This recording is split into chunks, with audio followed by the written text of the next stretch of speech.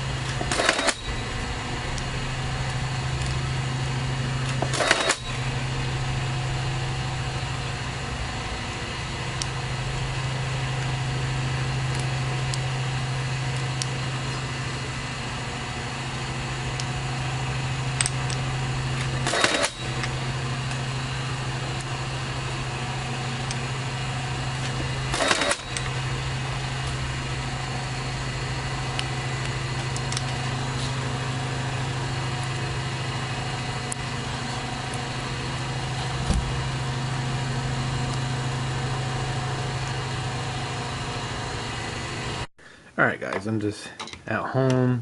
Just gonna quick test something yet before I send stuff out in the mail tomorrow. So here are some, I figure if I'm making, if I'm making tactical cards for IDIC, that, see these death here, he'll need some custom objective markers. So that's what I did. Made some custom objective markers. I'm gonna test one on a base I made. This for a 40mm base. So I'm just gonna hold it over, see if I can do this one-handed or not. Actually, I got my tripod nearby, so I'll set my tripod up. Be right back. Alright, so I got this upside down, just a reminder so I can flip it over. But so basically I made one extra set of each ejector marker just in case it has problems sticking it onto the base. Let's get some more light over here. Alright, so now we got some light. So here's like ejector number 1. And I can see right now that it's probably going to be too big. Let's see here. Just going to put it on the edge of a blade here. And yep, so my mistake was, since they said it's 40mm, it includes the bottom, not the top. So it is a little bit bigger for this top part. So what I would recommend, IDIC, when you're putting these together, is to center it the best you can, and once you have it centered, then just use a really sharp, clean blade, and then just trim the excess off the top. There still should be play that you won't lose the number or the top part of your logo. So yeah, I didn't have one at home at work with me when I was going to make these, so might need a little bit of fidgeting there. Hopefully it'll work out once it gets it on the base. I don't want to stick this on the base because then I would ruin the adhesiveness on it. So yeah, and these come off pretty easy. A couple of them, the blade might have cut through a little bit further than others. For some reason, one side it seems to do that more on the machine. But yeah, so there's the custom markers for you. And like I said, you'll just have to center it best you can, and then trim off the rest. Unless you have some wooden circles or plastic circles are this size, I guess you could just stick it on top of that instead of a base. Whatever works, I guess. You can't use them on their own because they do have the adhesive backing to it. So, alright. I don't know if I'll have anything else going out in the little care package. Depends on how busy I am at work and what I come up with ideas yet tonight. So other than that, hope you'll make good use of this stuff. The cards and numbers. I guess since I have the camera upside down, it should be like this. But alright, thanks for watching.